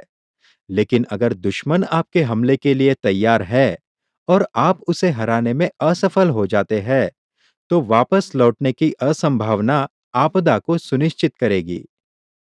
6, जब स्थिति ऐसी हो कि कोई भी पक्ष पहला कदम न बढ़ाए, तो उसे ही अवसरवादी मैदान कहा जाता है। 7, इस प्रकार की स्थिति में भले ही दुश्मन आपको प्रलोभन देकर आकर्षित करे, लेकिन यह सलाह दी जाएगी कि आगे न बढ़े, बल्कि पीछे ही रहे। इस प्रकार दुश्मन को वापस जाने के लिए लुभाएं। तब, जब उसकी सेना के सभी पक्ष उजागर हो गए हैं, हम आगे बढ़कर हमला कर सकते हैं। 8, संकीर्ण मार्ग के संबंध में अगर आप पहले ही उन पर कब्जा कर ले, तो उनकी दृढ़ता से मोर्चाबंदी कर ली जाए और दुश्मन के आने का इंतजार करे। 9, सेना को एक मार्ग पर कब्जा कर लेना चाहिए और अगर मजबूत मोर्चाबंदी हुई है, तो पीछा न करे, बल्कि केवल तभी आगे बढ़े जब कमजोर मोर्चाबंदी हो। 10, प्रपाती ऊंचाइयों के संबंध में अगर आप पहले से ही वहां मौजूद है, तो आपको ऊंचे स्थानों पर कब्जा कर लेना चाहिए और वहां दुश्मन के आने का इंतजार करना चाहिए।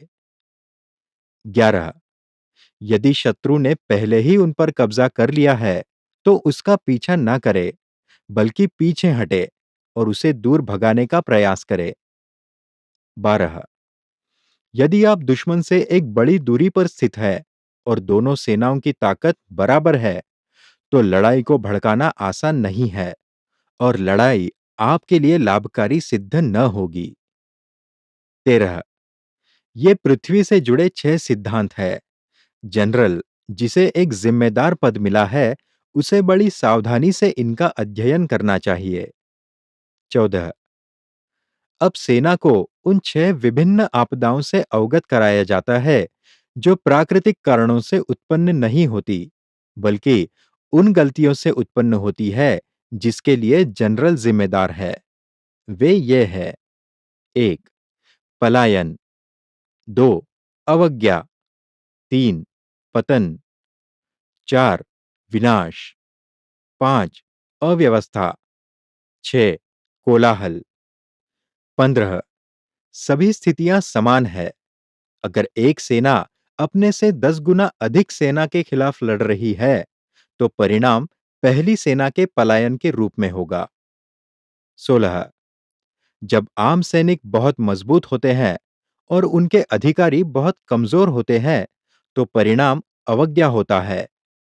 जब अधिकारी बहुत मजबूत होते हैं और आम सैनिक बहुत कमजोर होते हैं, तो परिणाम पतन होगा।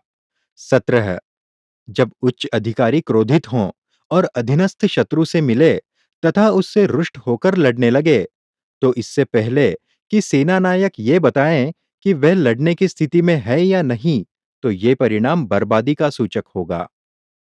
18, जब जनरल कमजोर हो और बिना अधिकार के हो, जब उसके आदेश स्पष्ट और पृथक न हो, जब अधिकारियों और सैनिकों में निश्चित कर्तव्यों का बोध न हो और पदों का गठन अव्यवस्थित रूप से किया जाता हो, तो परिणाम भी बिल्कुल अव्यवस्थित ही होता है। 19, जब जनरल दुश्मन की ताकत का अनुमान लगाने में असमर्थ हो, वह एक कमजोर सेना को एक ताकतवर सेना से लड़ने के लिए निर्देशित करें या एक शक्तिशाली सेना के खिलाफ एक कमजोर टुकड़ी को भेजे और चुने गए सैनिकों को पहली पंक्ति में तैनात करने की उपेक्षा करे, तो परिणाम तो विपरीत ही होगा। 20। हारने के ये 6 तरीके हैं जिन पर जनरल को ध्यान देना चाहिए जो एक जिम्मेदार पद पर है। 21। स्वाभाविक रूप से देश का गठन सैनिकों का सबसे अच्छा सहयोगी है, लेकिन विरोधी ताकतों का अंदाजा और सेना पर जीत हासिल करने के लिए नियंत्रण और बुद्धिमानी से कठिनाइयों, खतरों और दूरियों की गणना करने की शक्ति का आकलन करना एक महान जनरल की बड़ी परीक्षा। 22। वह जो इन चीजों को जानता है और लड़ाई में अपने ज्ञान का इस्तेमाल करता है, वही लड़ाई जीतता है। वह जो इन चीजों को नहीं जानता है और न ही इनका लड़ाई में इस्तेमाल करता है, उसे निश्चित ही हार का सामना करना पड़ता है। 23। अगर लड़ना जीत का परिणाम है, तो आपको लड़ना चाहिए, भले ही शासक इनकार करे। अगर लड़ाई से जीत हासिल नहीं होगी, तो आपको नहीं लड़ना चाहिए, भले ही शासक की आज्ञा क्यों न हो। 24। वह जनरल जो बिना किसी ख्याति और भय के पीछे हटते हैं और बिना किसी अपमान के डर के पीछे हट जाते हैं, जिसका एकमात्र विचार अपने देश की रक्षा करना हो और अपने राज्य की अच्छी सेवा करना हो, वह राज्य का गहना है। 25। अपने सैनिकों को अपने बच्चों की तरह प्यार करो और इस तरह वे आपकी आज्ञा पालन सुदूर घाटी में भी करेंगे। उन्हें अपने की ही तरह देखो और वे आपके पीछे आपके अंतिम समय तक खड़े रहेंगे। 26। अगर आप विनम्र है, लेकिन अपने नियंत्रण को बरकरार रखने में असमर्थ है, दयालु है, लेकिन अपने आदेशों को लागू करने में असमर्थ है और अव्यवस्था को रोकने के लिए भी अक्षम है, तो तब आपके सैनिक बिगड़ैल बच्चों की तरह होंगे। वे किसी भी व्यावहारिक उद्देश्य के लिए अनुपयुक्त होंगे। 27।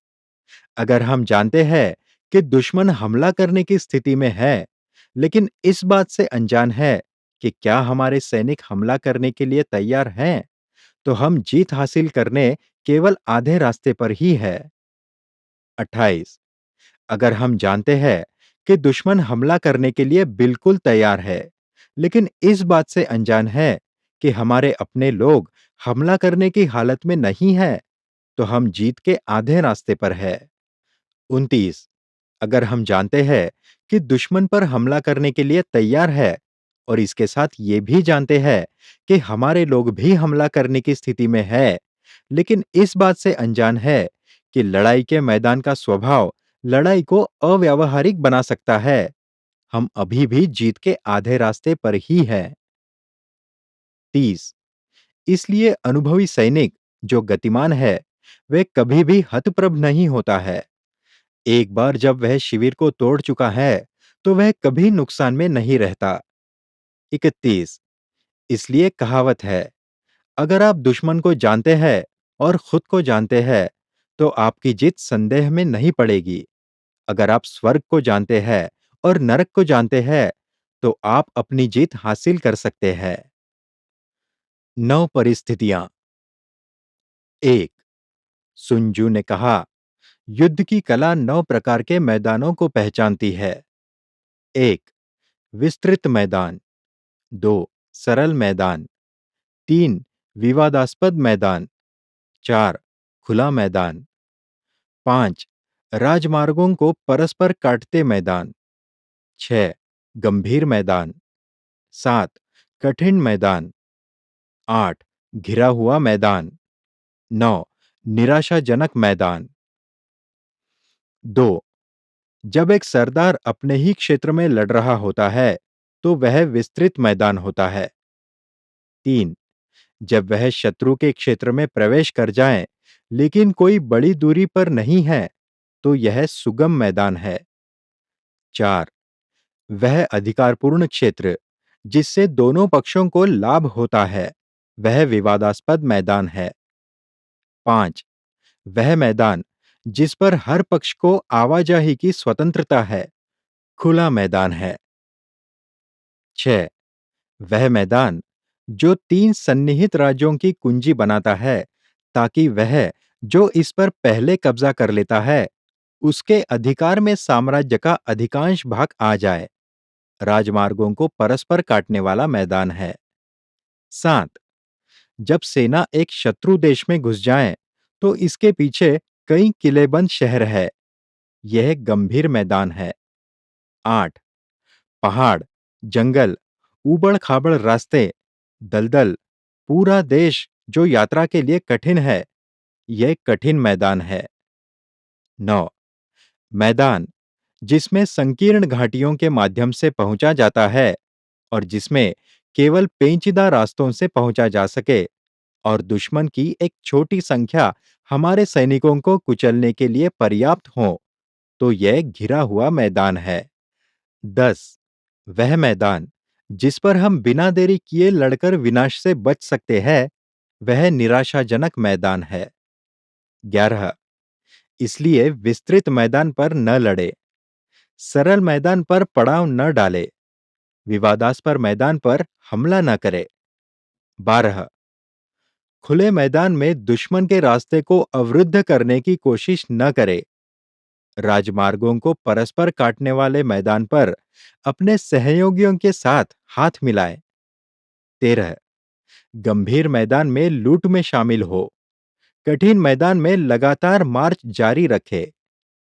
14. घिरे हुए मैदान में चकमा देने के लिए तैयार रहे, निराशाजनक मैदान पर लड़ो। 15. जिन्हें कुशल नेता कहा जाता था, वे जानते थे कि दुश्मन के सामने वाले और पिछले हिस्से में कैसे फूट डालनी है। उसके बड़े और छोटे भागों के बीच सहयोग को रोकें, अच्छे सैनिक बुरे सैनिकों को सहयोग न दे और अधिकारी अपने सैनिकों को निर्देश देने से रुकें। 16. जब दुश्मन सैनिक एकजुट होते हैं, तो वे उन्हें अव्यवस्थित करने का प्रयास करते हैं। 17. जब यह उनके हित में होता है, तो वे आगे कदम बढ़ाते हैं, अन्यथा वे रुके रहते हैं। 18.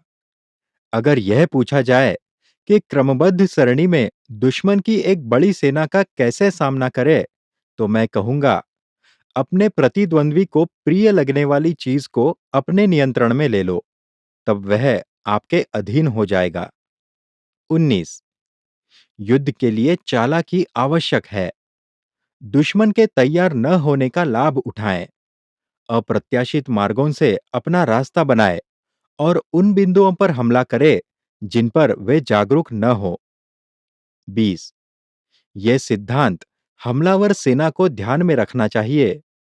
जितना अधिक आप दुश्मन देश में प्रवेश करेंगे, उतना ही अधिक आपकी सैनिकों की एकजुटता होगी और इस प्रकार दुश्मन आपको जीत नहीं पाएगा। 21. उपजाऊ जमीन को पाने के लिए अधिकाधिक प्रयास कीजिए, जिससे कि उससे आपकी सेना को रसद आपूर्ति होती रहे। 22. अपने सैनिकों का ध्यानपूर्वक अध्ययन करें और उन पर अधिक बोझ न डालें। अपनी ऊर्जा को एकाग्र करें और अपनी शक्ति बढ़ाएं। अपनी सेना को लगातार आगे बढ़ाते रहे और बड़ी बड़ी योजना बनाएं। 23. अपने सैनिकों को उस स्थिति में छोड़ दे जहां से कोई पलायन न कर सके और वे लड़ते हुए मृत्यु को प्राथमिकता दे। अगर वे मृत्यु का सामना करेंगे, तो ऐसा कुछ भी नहीं है जो वे प्राप्त नहीं कर सकते हैं। अधिकारी और सैनिक समान रूप से अपनी पूरी ताकत लगा दें। 24. सैनिक जब निराशोन्मत्त स्थिति में होते हैं, तो उन्हें किसी प्रकार का कोई डर नहीं होता। अगर बचाव का कोई रास्ता न हो, तो वे दृढ़ता से डटे रहते हैं। अगर वे शत्रु के देश में हैं, तो हठी रवैये का प्रदर्शन करते हैं। अगर इसके लिए कोई मदद नहीं मिलती है, तो भी वे बड़ी बहादुरी से लड़ते हैं। 25. इस प्रकार बिना किसी निगरानी के सैनिक तैयार रहते हैं। पूछे बिना वे आपकी इच्छा पूरी करते हैं। प्रतिबंधों के बिना वे आपके प्रति वफादार रहते हैं। अतः आदेश दिए बिना भी उन पर भरोसा किया जा सकता है। 26। शगुन चिन्हों को प्रतिबंधित करके अंधविश्वासी संदेह को दूर करे। किसी भी आपदा से भयभीत न हो जब तक मौत न आ जाए। 27। अगर हमारे सैनिकों को पैसों का कोई लालच न हो तो ऐसा नहीं है कि उनकी धन में रुचि नहीं है। अगर उनका जीवन बहुत लंबा नहीं है तो ऐसा नहीं है कि उन्हें दीर्घायु की कोई इच्छा नहीं है। 28। जिस दिन उन्हें युद्ध करने का आदेश दिया जाता है उस दिन आपके सैनिक रो सकते हैं, जो अपने चेहरों को कपड़े से ढककर बैठे होते हैं और जो लेटे रहते हैं वे अपने आंसू बहाते रहते हैं। लेकिन उन्हें एक बार लड़ाई के मैदान में ले जाने दो और वे अथक साहस का प्रदर्शन करेंगे। 29। कुशल रणनीति की तुलना शुइजन से की जा सकती है। शुइजन एक सांप है जो चांग पहाड़ों में पाया जाता है। उसके सिर पर प्रहार करोगे तो वह तुम पर अपनी पूंछ से हमला करेगा। अतः जब उसकी पूंछ पर प्रहार करोगे तो वह अपने सिर से हमला करेगा। उसके मध्य भाग पर हमला करोगे तो वह सिर व पूंछ से हमला करेगा। 30। यह पूछे जाने पर कि क्या शुइजन का सेना से अनुकरण किया जा सकता है, मेरा जवाब होगा हाँ।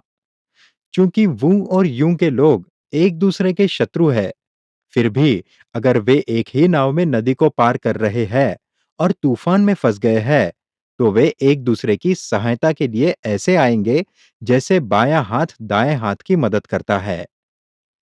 31। इसलिए आवश्यक नहीं है कि घोड़ों को बांधने में अधिक भरोसा किया जाए और रथ की पहियों को जमीन में धंसा दिया जाए। 32। जिस सिद्धांत पर सेना का प्रबंधन करना है वह साहस के एक मानक को स्थापित करना है जो सभी तक पहुंचना चाहिए। 33। कैसे मजबूत और कमजोर दोनों के बीच तालमेल बनाया जाए, ये एक सवाल है जिसमें मैदान का उचित उपयोग शामिल है। 34। इस प्रकार कुशल सेनापति अपनी सेना का संचालन वैसे ही करता है जैसे कि वह किसी एक व्यक्ति का नेतृत्व करता है। 35। चुप रहना और इस तरह गोपनीयता सुनिश्चित करना एक जनरल का कर्तव्य है। ईमानदारी और न्याय संगतता के साथ इस प्रकार व्यवस्था को बनाए रखे। 36। वह अपने अधिकारियों और सैनिकों को झूठी रिपोर्टों और दिखावे से रहस्यमय बनाने में सक्षम होना चाहिए और इस तरह उन्हें पूरी तरह से अज्ञानता में रखे। 37। अपनी व्यवस्थाओं और अपनी योजनाओं को बदलकर वह दुश्मन को वास्तविक स्थिति के ज्ञान से परे रखता है। अपने पड़ावों को बदलते हुए और घुमावदार रास्तों को अपनाते हुए वह दुश्मन को अपने उद्देश्य का अनुमान लगाने से रोकता है। 38। संकटमय स्थिति में एक सेनानायक उस व्यक्ति की तरह व्यवहार करता है जो ऊंचाई पर चढ़ गया है और फिर अपने पीछे से सीढ़ी को हटा देता है। वह अपना हाथ दिखाने से पहले अपने सैनिकों को शत्रु के क्षेत्र में ले जाता है। 39। वह अपनी नावों को जला देता है और अपने खाना पकाने के बर्तनों को तोड़ देता है।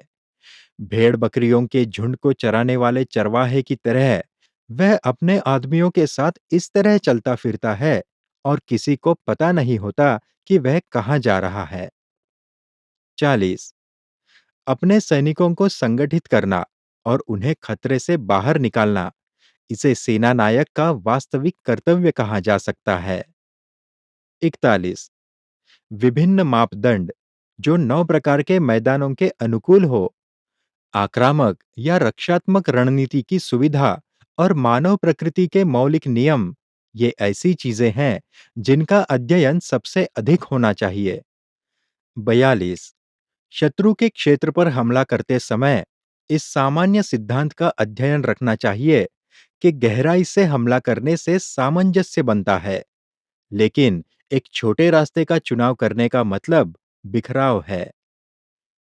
43। जब आप अपने देश को पीछे छोड़ते हैं और अपनी सेना को पड़ोस के क्षेत्र में ले जाते हैं, तो आप खुद को महत्वपूर्ण स्थान पर पाते हैं। जब चारों तरफ संचार के साधन होते हैं, तो वह परस्पर राजमार्गों को काटते मैदान है। 44। जब आप किसी देश में गहराई से प्रवेश करते हैं, तो यह गंभीर मैदान है। जब आप थोड़ा सा अंदर ही प्रवेश करते हैं, तो यह सरल मैदान है। 45। जब आपके ऊपर दुश्मन की पकड़ हो और सामने संकीर्ण मार्ग हो, तो समझो कि यह घिरा हुआ मैदान है। जब वहां से बचकर निकलने का कोई रास्ता नहीं होता है, तो वह निराशाजनक मैदान होता है। 46। इसलिए फैले हुए मैदान में मैं अपने लोगों को उद्देश्य की एकता के साथ प्रेरित करूंगा। सरल मैदान पर मैं देखूंगा कि मेरी सेना के सभी हिस्सों के बीच घनिष्ठ संयोजन है कि नहीं। 47। विवादास्पद मैदान पर मैं फैसला लेने में जल्दी करूंगा। 48। खुले मैदान में मैं अपने दुश्मन पर कड़ी नजर रखूंगा। राजमार्गों को परस्पर काटते मैदान पर मैं अपने गठबंधनों को मजबूत करूंगा। 49। गंभीर मैदान पर मैं सतत आपूर्ति को सुनिश्चित करने का प्रयास करूंगा। कठिन मैदान पर मैं मार्ग के सहारे चलूंगा। 50। घिरे हुए मैदान पर मैं पीछे हटने के हर रास्ते को अवरुद्ध कर दूंगा। निराशाजनक मैदान पर मैं अपने सैनिकों से उम्मीद करूंगा कि वे अपनी जान बचाने के लिए हताश न हो। 51। चूंकि सिपाही का स्वभाव यह है कि जब वह खुद को घिरा हुआ पाए, तो वह अपने कड़े प्रतिरोध का प्रदर्शन करे, और जब वह खुद की मदद न कर पाए, तो वह बड़े जज्बे से लड़े, और जब यह खतरे में पड़ गया हो, तो आदेशों का बड़े व्यवस्थित ढंग से पालन करे। 52। हम तब तक पड़ोसी राज्यों के साथ गठबंधन न करें, जब तक कि हम उनकी रचनाओं से परिचित न हो। हम तब तक सेना का नेतृत्व करने के लिए उपयुक्त नहीं हैं, जब तक कि हम शत्रु देश, यानी उसके पहाड़ों और जंगलों, गड्ढों और चट्टानों, दलदल और रेगिस्तानी इलाकों से परिचित नहीं हो जाते। जब तक हम स्थानीय पथ प्रदर्शक का उपयोग नहीं करेंगे, हम प्राकृतिक लाभों को प्राप्त नहीं कर पाएंगे। 53। इन 4 या 5 सिद्धांतों में से किसी एक को नजरअंदाज करना किसी भी योद्धा राजकुमार के लिए उचित नहीं है। 54। जब कोई योद्धा राजकुमार एक शक्तिशाली राज्य पर हमला करता है, तो उसका नेतृत्व स्वयं ही दुश्मन की सेना की एकाग्रता को रोकने में अपना प्रभाव दिखाता है। वह अपने विरोधियों पर हावी हो जाता है, और उसके शत्रु के सहयोगी उसके खिलाफ लड़ाई में शामिल नहीं होते। 55। इसलिए वह खुद को सभी और विविध के साथ सहयोगी बनाने का प्रयास नहीं करता, और न ही वह अन्य राज्यों की शक्ति को बढ़ावा देता है। वह अपने प्रतिपक्षी को विस्मय में रखते हुए अपनी योजनाओं को गुप्त रखता है। इस प्रकार वह दुश्मन के शहरों पर अधिकार करने और उनके राज्यों को उखाड़ फेंकने में सक्षम होता है। 56। शासन की परवाह किए बिना पुरस्कार प्रदान करे, पिछली व्यवस्थाओं को मानते हुए आदेश जारी करे, और आप पूरी सेना को संभालने में सक्षम होंगे, जैसे कि आपको एक आदमी पर नियंत्रण करना हो। 57। अपने सैनिकों का सामना स्वयं ही करे, लेकिन कभी भी उन्हें अपनी योजना का पता न चलने दे। जब दृष्टिकोण उज्जवल होता है, तो इसे उनकी आंखों के सामने लाए, लेकिन उन्हें कुछ भी नहीं बताए जब स्थिति निराशाजनक हो। 58। अपनी सेना को अत्यंत खतरनाक स्थिति में रखे, और यह बची रहेगी। हताश स्थिति में रखोगे तो यह सुरक्षित निकल जाएगी। 59। यह ठीक है कि जब कोई सेना नुकसान उठाकर पराजय के निकट रहती है, तो वह जीत के लिए एक प्रहार करने में सक्षम है। 60। युद्ध में सफलता दुश्मन के उद्देश्य को ध्यान से समायोजित करके प्राप्त की जाती है। 61। शत्रु के पार्श्व भाग पर लगातार लटके रहने से हम शत्रु के कमांडर इन चीफ को मारने में सफल हो सकते हैं। 62, यह सरासर चालाकी से अपने मामले को सफलतापूर्वक पूरा करने की क्षमता कहा जाता है। 63, उस दिन जब आप अपनी कमान संभाले, सीमावर्ती मार्ग को अवरुद्ध करे, आधिकारिक लेखों को नष्ट करे और सभी दूतों के पारित होने को रोके। 64, परिषद कक्ष में कठोर रहे ताकि आप स्थिति को नियंत्रित कर सके। 65, अगर दुश्मन दरवाजा खुला छोड़ दे तो आपको तेजी से अंदर भागना चाहिए। 66, अपने प्रतिद्वंद्वी को वह चीज जीतकर रोके जो उसे प्रिय हो और बड़ी सूक्ष्मता से उसे मैदान में लाने की युक्ति बनाएं। 67, नियम से निर्धारित मार्ग पर चलो और अपने आप को दुश्मन के अनुसार समायोजित करें जब तक कि आप एक निर्णायक लड़ाई नहीं लड़ सकते। 68, पहले एक अविवाहिता की निष्ठा का प्रदर्शन करें जब तक कि दुश्मन आपकी ओर आकर्षित न हो।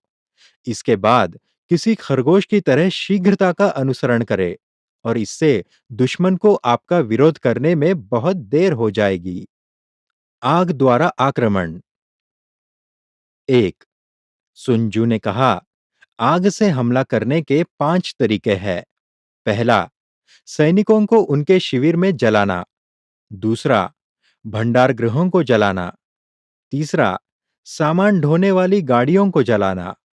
चौथा, शस्त्रागार और हथियारों को नष्ट करना। पांचवा, दुश्मन के ऊपर आग से हमला करना। 2, किसी हमले को अंजाम देने के लिए हमारे पास साधन उपलब्ध होने चाहिए। आग लगाने के लिए सामग्री हमेशा तैयार से रखी जानी चाहिए। 3, आग से हमला करने के लिए उचित समय की आवश्यकता होती है और इस तरह का अग्निकांड शुरू करने के लिए भी विशेष दिन की आवश्यकता होती है। 4, उचित मौसम तब होता है जब मौसम बहुत शुष्क होता है। विशेष दिन वे है जब चंद्रमा नक्षत्र से छलनी हो, घिरा हो, ढका हो या बंधा हो। ये चारों तेज चलती हवा के दिन होते हैं।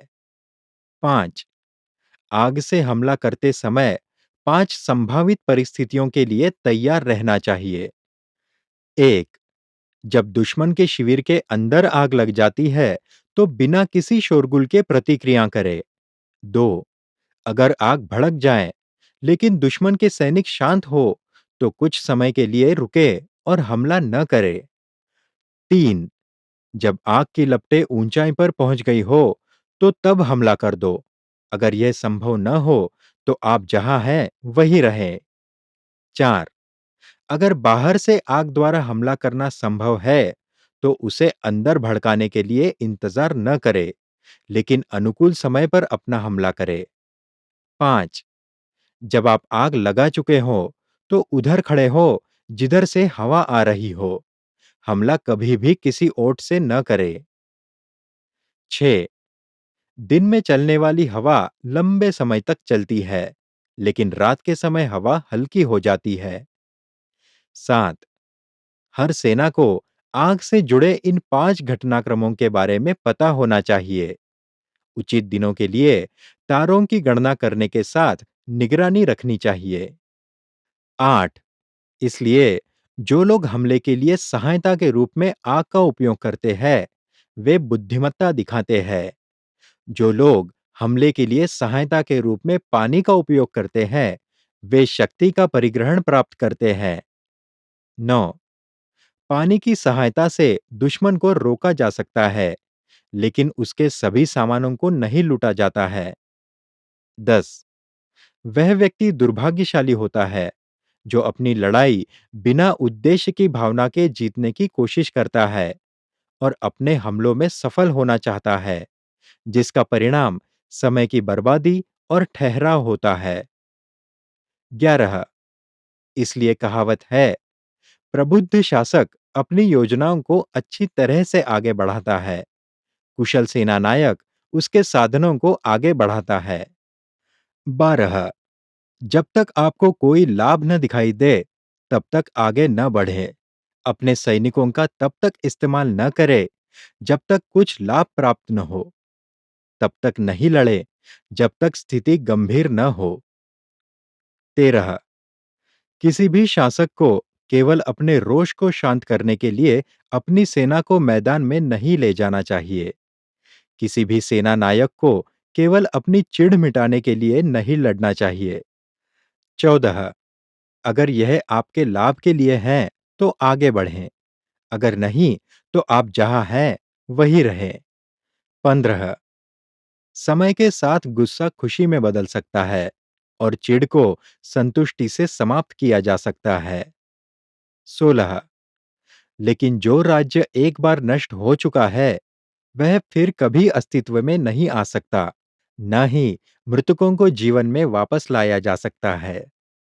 17 इसलिए प्रबुद्ध शासक सावधान और अच्छा सेनानायक पूरी तरह सतर्क रहता है। यह एक देश में शांति बनाए रखने और सेना को अखंड रखने का सबसे बढ़िया तरीका है। गुप्तचरों का उपयोग।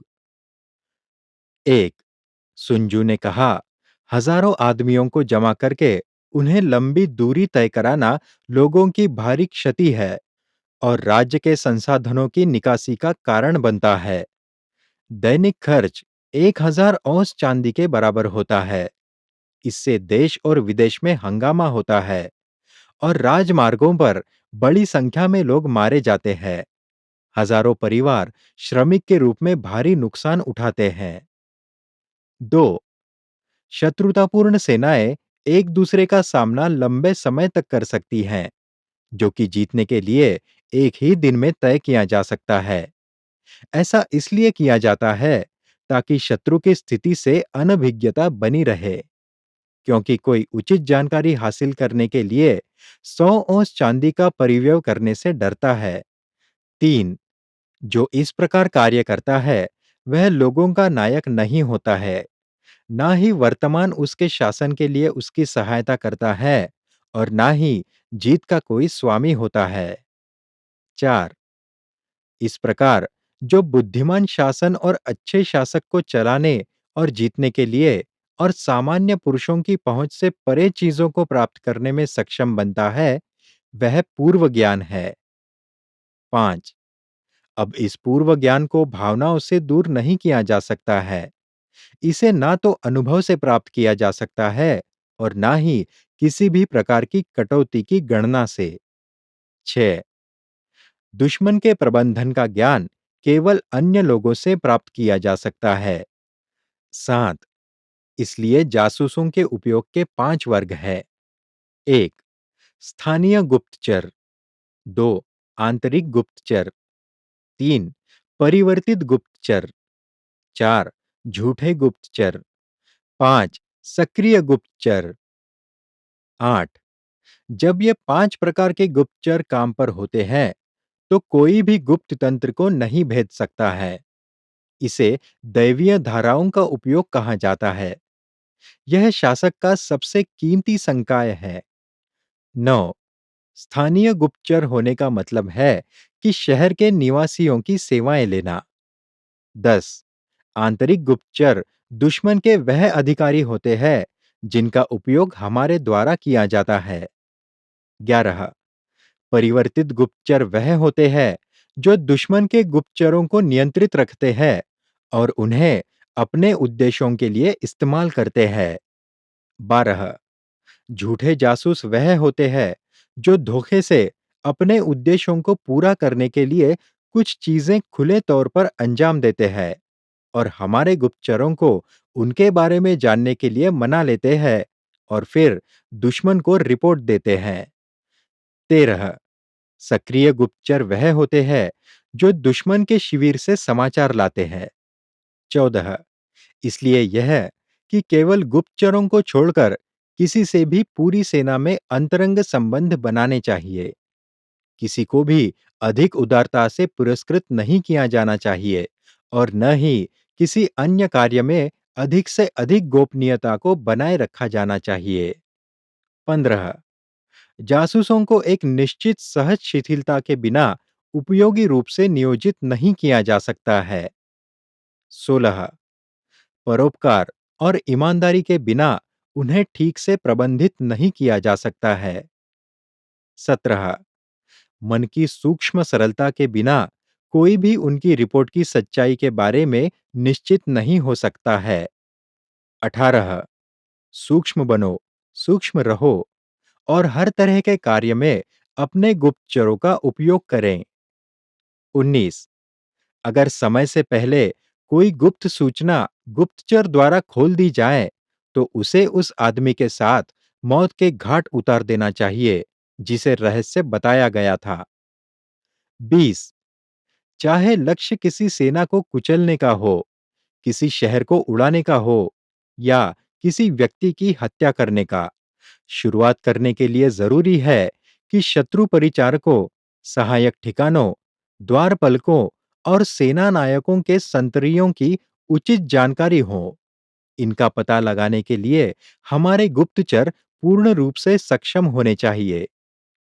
21 शत्रु के गुप्तचर जो हमारे ऊपर जासूसी करने आए हैं, उन्हें रिश्वत के साथ लुभाना, दूर ले जाना और आराम से रखना चाहिए।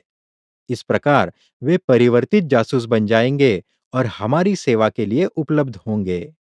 22 इन परिवर्तित गुप्तचरों द्वारा लाई गई जानकारी के माध्यम से हम स्थानीय और आंतरिक गुप्तचरों की जानकारी दुश्मन के खेमे से हासिल कर सकते हैं। 23 उनकी जानकारी के कारण हम झूठे गुप्तचर बना सकते हैं, जो झूठी खबर दुश्मन के पास ले जाते हैं।